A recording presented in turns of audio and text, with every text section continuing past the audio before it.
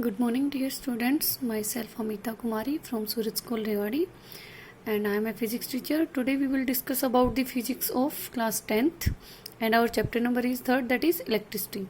In this chapter we have already studied about the charge, current, electric potential, resistance, and Ohm's law. After that, combination of resistances, first series combination and then parallel combination of resistances.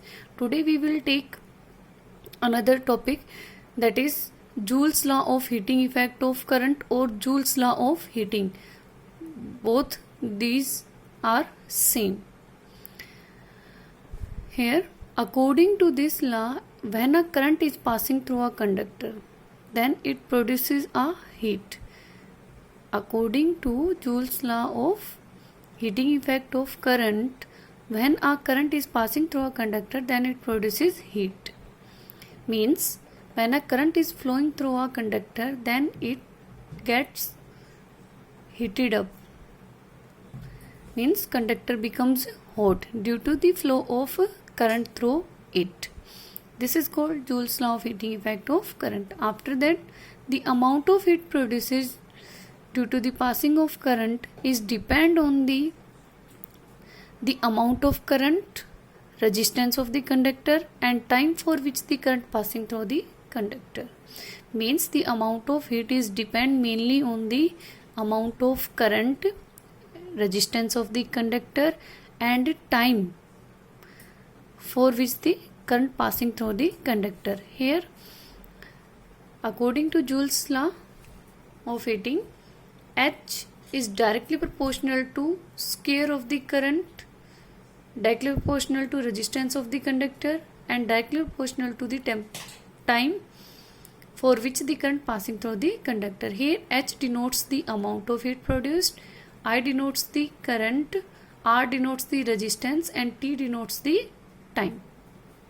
Here we remove this proportionality symbol, we put equal to with a constant K.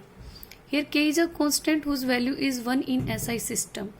That's why our main formula is H is equal to I square RT.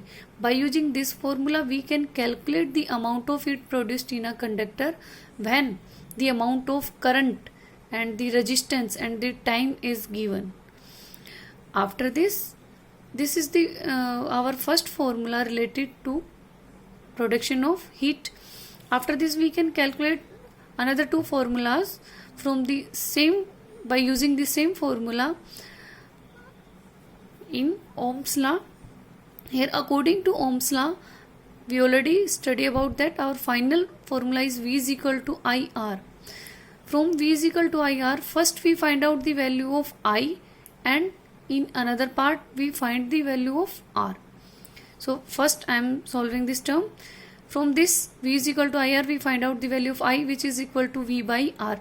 By putting the value of current from this formula in equation first, here in place of I we write V by R. H is equal to I square RT, and in place of I, V by R. It's whole square R into T. After solving term, 1 R is cancel out, and our second formula comes out H is equal to V square by R into T. This formula is used in numericals when we calculate the amount of heat when potential difference, resistance, and time is given. After this, third formula, we again use the Ohm's law, that is V is equal to IR. From this formula, we first calculate the value of R. R is equal to V by I, and we put the value of R in our first formula, that is H is equal to I square RT. Here I am placing in place of R V by I, 1 I cancel out, and we get H is equal to VIT or H is equal to VIT.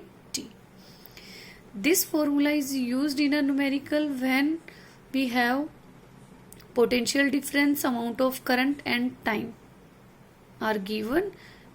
By using these values, we can easily calculate the amount of heat produced in a circuit or in a conductor. These are the main formulas comes out from the Joule's law of heating effect of current. We know that very well every electronic instrument heated up after using some time. That effect is called Joule's law of heating effect of current or Joule's law of heating. These are the main formulas. H is equal to I square RT and H is equal to V square by R into T and H is equal to VIT. We can use these formulas in a numerical to calculate any term related to these formulas. Okay, thanks students and God bless you.